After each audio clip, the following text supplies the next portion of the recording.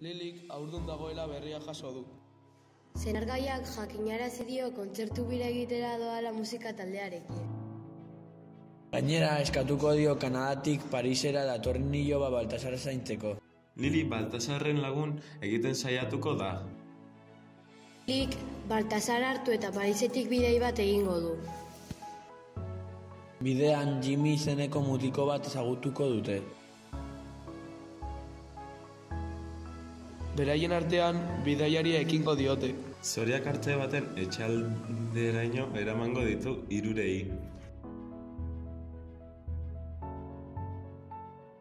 Nora ezean dabiltzan lau arima galduok beren bizitzei bultzada berri bat ematen saiatuko dira, laurok batera. Gehiago jakin nahi duzue? Zer gertatuko da azkenean? Etxera bueltatuko dira bizitzarekin eta sano?